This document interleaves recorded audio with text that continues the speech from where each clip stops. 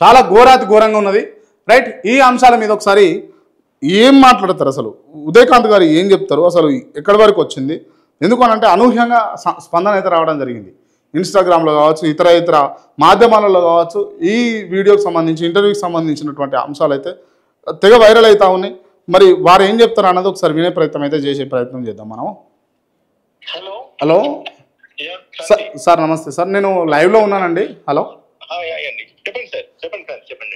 Sir, ఏం లేదు sir, అంటే ఈ అంశాల మీదనే అసలు ఏం జరుగుతూ ఉంది, కార్పొరేట్ హాస్పిటల్ చేస్తున్నటువంటి ఈ మెడికల్ మాఫియాకు సంబంధించి కొన్ని అంశాలు ఇంటర్వ్యూలో చర్చించినవే, కొన్ని నేను మళ్ళీ చెప్పడం జరిగింది.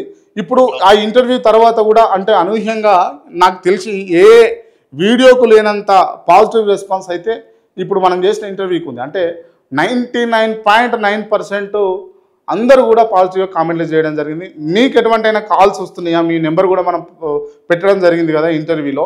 మీరే అన్నారు ఖచ్చితంగా ఇటువంటి బాధితులు ఎవరైనా ఉంటే ఖచ్చితంగా వారికి సహాయం చేస్తాము, మేము అండగా నిలబడతామని చెప్పేసి అని అన్నారు కదా. ఏముంది రెస్పాన్స్ ఏముందని తెలుసుకుందామని కాల్ చేసిన. ఫస్ట్ ఇన్స్టెన్స్ లో మీరు అన్నారు 99.9 అని. నేను ఒకటి చెప్తున్నాను, 99 కాదు 100% పాజిటివ్ రెస్పాన్స్లు ఉన్నాయి.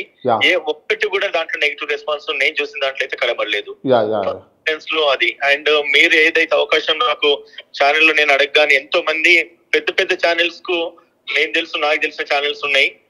విషయం తెలిసినా కూడా ఎవరు కూడా ఇప్పటిదాకా కూడా ఎవరు ధైర్యం చేసి ముందుకు రావట్లేదు కార్పొరేట్ హాస్పిటల్ మీద. అంటే ఇప్పుడున్న కార్పొరేట్ హాస్పిటల్ టచ్ చేస్తే ఏం జరుగుతుంది అనేసి అంతటి భయాందోళనకి మీడియా ఛానల్స్ కూడా ఉంటున్న సిచ్యువేషన్స్ లో మీరు అడగగానే ధైర్యం చేసి వచ్చినారు. ఫస్ట్ ఆఫ్ ఆల్ మీకు నేను లైవ్ లో ఉన్నారు కాబట్టి నాకు అభినందనలు, ధన్యవాదాలు తెలియజేస్తాను, థ్యాంక్స్ ఎక్స్ప్రెస్ చేస్తున్నాను క్రాంతి.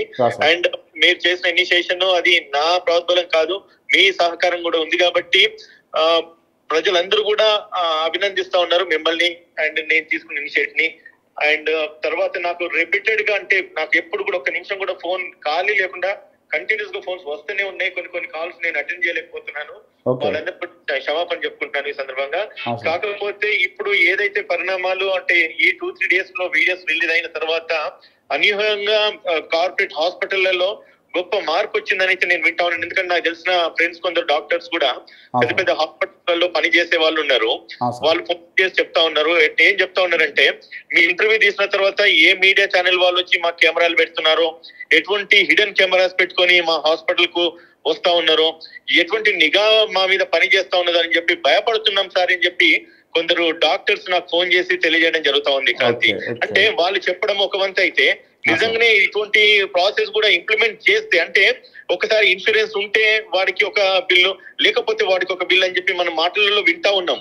కానీ నిజమా కాదని చెప్పి తెలుసుకోవడానికి కెమెరాలు పెట్టుకొని వెళ్తా ఉన్నారంట క్రాంతి. ఇప్పుడు హాస్పిటల్స్ కి కొందరు పెన్ లో కెమెరాలు, తర్వాత ఫోన్స్ లో కెమెరాలు, అండ్ దాని తర్వాత కళ్ళకు అద్దాలు పెట్టుకుంటారు దాంట్లో కెమెరాలు, మళ్ళీ దాని తర్వాత ఇది మన ఇది ఉంటే కదా ఇది చార్జర్ డివైస్ వల్ల దాంట్లో కెమెరాలు, బటన్స్ వల్ల కెమెరాలు కూడా పెట్టుకొని హాస్పిటల్ క్రాంతి. కాబట్టి ఇటువంటి మార్పు అనూహ్యంగా జరిగింది కాబట్టి ఫస్ట్ ఆఫ్ ఆల్ మిమ్మల్ని అభినందించాలి. అండ్ సేమ్ టైం ఇటువంటి మళ్ళీ పునరుద్ధరణ కావద్దంటే మీకు లాంటి జర్నలిస్ట్ అందరూ కూడా మళ్ళీ ముందుకు రావాలి, ముందుకు వచ్చేసి వాళ్ళ యొక్క అంటే సపోర్ట్ కూడా ఎక్స్ప్రెస్ చేయాలి. ఇది ఏదైతే నాకు జరిగిన అన్యాయం అంటే వాళ్ళకి తెలియదు నేను అడ్వకేట్ అనే విషయం కూడా నేను వాళ్ళకి తెలియజేయలేదు క్రాంతి. వాళ్ళు ఎవరు నేనంటే ఒక కామన్ మ్యాన్ లాగా అనుకొని నాతో అట్లా బిహేవ్ చేసినారు. ఈ రోజు ఏదైతే నేను తీసుకున్న నిర్ణయాన్ని బట్టి ఇక ముందు కామన్ మ్యాన్ అయినా, అడ్వకేట్ అయినా, రాజకీయ నాయకుడైనా, సినిమా స్టార్ అయినా కూడా ఒక అంటే ఎవరికైతే పేదవాడికి ఏ రకంగా అయితే మందులు వైద్యం అందించాల్సిన అవసరం ఉంటుందో దాన్ని పూర్తిగా అంటే సహకారం అందించే విధంగా, దాని తర్వాత వాళ్ళకి మందులు అందే విధంగా వాళ్ళు కృషి చేస్తారని చెప్పి అయితే నేను వ్యక్తిగతంగా భావిస్తా ఉన్నాను క్రాంతి. సో కాబట్టి అంటే చేంజెస్ అయితే రావాల్సిన అవసరం ఉంది క్రాంతి. ఇందులో 100% చేంజెస్ వస్తే నేను భావిస్తా ఉన్నాను. ఇంకొకటి కూడా చెప్తా ఉన్నాను ఏంటంటే మీ మీడియా ద్వారా ఒకవేళ అంటే నేను ఏదైతే ఇనిషియేట్ తీసుకున్నానో పెద్ద పెద్ద వాళ్ళు ఫోన్లు చేస్తున్నారు, మాట్లాడుతున్నారు, అండ్ కొన్ని ఒత్తిళ్లు కూడా నా మీద వస్తా ఉన్నాయి. బట్ దేనికి కూడా నేను భయపడే పరిస్థితుల్లో లేననేది కూడా నేను తెలియజేస్తా ఉన్నాను. ఎంతకైనా సిద్ధమే, దేనికైనా తెగిస్తాను.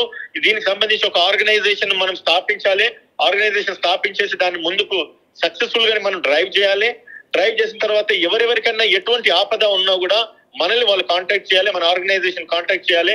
ఒక 1000 మంది క్రాంతి మీరు నంబర్ కానీ చెప్తున్నాను కదా 1000 నాట్ లెస్ దెన్ 1000 మెంబర్స్ ఈ రోజు నేను ఏదైతే వాట్సాప్ గ్రూప్ పెట్టున్నానో దాంట్లో జాయిన్ అయి ఉన్నారు క్రాంతి 1000 మెంబర్స్ అండ్ 1000 కామెంట్స్ వస్తా ఉన్నాయి ఈ రోజు అంటే ఏ ఒక్కటి కూడా నెగటివ్ కామెంట్స్ అనేది లేకుండా 1000 కొద్ది కామెంట్స్ మనకు వస్తా ఉన్నాయి అంటే నిజంగా మీరు తీసుకున్న ఇనిషియేటివ్స్ కి మీకు నేను సల్యూట్ కొట్టాలి హ్యాట్సాప్ చెప్పాలి నేను ఎప్పుడైతే నేను మిమ్మల్ని ప్రాధాన్యపడినానో మీరు ధైర్యం చేసి ముందుకు వచ్చినారు నేను మాట్లాడడం నా వంతు కావచ్చు కానీ ఒక మీడియా ప్రతినిధిగా ఒక ఛానల్ నడిపే ఛానల్ యజమానిగా ఇంత పెద్ద మాఫియాను మనం బయటికి తీయడానికి మీరు ఎంతో ప్రోత్సాహం అందించినారు కాబట్టి దానికి once again I thank you నేను ఏదైతే ఇప్పుడు ఈ మీడియా ఛానల్ ద్వారా నేనంటే మీ ఇంటర్వ్యూ మీ లైవ్ ద్వారా తెలియజేసేది ఏంటంటే ఇక ముందు కూడా నేను ఇప్పుడు కూడా మీరు అవసరమైతే నా నంబర్ టెలికాస్ట్ చేయండి అందరిని కూడా మనం ఒక యూనిటీ కింద ఫామ్ చేద్దాము ఒక యూనిట్ కింద ఫామ్ అయిదాము కొన్ని 1000 మంది నాకు తెలిసి లక్షల మంది ఉంటారు ఈ రోజు దాకా విక్టిమ్స్ అయిన వాళ్ళు వాళ్ళందరూ కూడా 100% ముందుకు రావాలి ఇది కేవలం హైదరాబాద్ కి పరిమితం కాదు రాష్ట్రంలో ప్రతి మండల్లో ప్రతి గ్రామాలలో ప్రతి జిల్లాలలో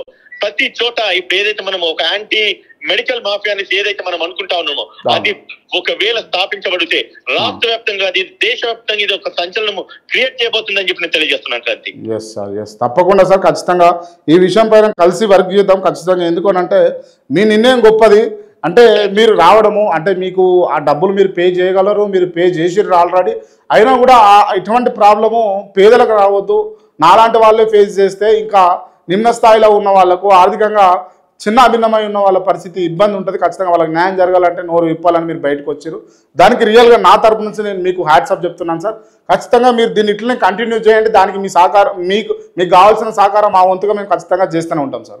మీరు ఒక్కరే కాదు క్రాంతి మీ ద్వారా మీ ఫ్రెండ్స్ ఎంతో మంది మీడియా ప్రతినిధులు ఉంటారు ఛానల్స్ వాళ్ళు ఉంటారు వాళ్ళందరూ కూడా ఎప్పుడైనా నన్ను కలవాలంటే ఇంటర్వ్యూ ఇవ్వడానికి నేను ఓపెన్ గా ఉన్నాను ధైర్యం చేసి ముందుకు రావాలని చెప్తాను ఎవరు భయపడదని చెప్తా ఉన్నాను ఈ రోజు మీడియా ఛానల్స్ కెన్ క్రియేట్ అనే హిస్టరీ సెన్సేషన్ క్రియేట్ చేసే దమ్ము ఏదన్నా ఉందంటే ఈ రోజు కేవలం మీడియాకే ఉన్నది నోరు మూసుకొని ఎవడైతే ఈ రోజు పడి ఉంటున్నారో వాళ్ళు గాజులు దొరుకుని జర్నలిజం చేయమని చెప్పి నేను హెచ్చరిస్తా ఉన్నాను ధైర్యం చేసి ముందుకు రండి ఏదైతే నేను ఇనిషియేట్ తీసుకున్నానో ఏదైతే మీ ఛానల్స్ ఇనిషియేట్ తీసుకున్నాయో వాళ్ళందరూ కూడా అన్ని ఛానల్స్ కూడా ముందుకు రావాలి ఈ రోజు నాకు జరిగింది క్రాంతి రేపు మీకు జరగచ్చు రేపు ఎల్లుండి ఖచ్చితంగా వాళ్ళకి జరుగుతుంది వాళ్ళ నంబర్ కూడా ఈ యొక్క హాస్పిటల్లో ఖచ్చితంగా లిస్ట్ అవుతుంది వాళ్ళు కూడా ఇదే పరిస్థితి ఎదుర్కొంటారు కాబట్టి మీడియా ప్రతినిధులు అందరూ కూడా నేను ప్రాధాయపడుతున్నాను చేతులు జోడించి ప్రాధాయపడతా ఉన్నాను ఖచ్చితంగా కూడా మీరందరూ ముందుకు రండి ఈ యొక్క మెడికల్ మాఫియా అనేది కూడా మనం పూర్తిగా నిర్మూలించాల్సిన అవసరం ఉంది క్రాంతి అందరూ కూడా మీ తరఫు నుంచి నేను ఇప్పుడు అప్పీల్ చేస్తా ఉన్నాను మీ లైవ్ ద్వారా అప్పీల్ చేస్తా ఉన్నాను మీడియా ఛానల్స్ అందరూ కూడా ఖచ్చితంగా బయటకు రావాల్సిందే కోరుకుంటా ఉన్నాను Kranti. Right sir sure sir తప్పకుండా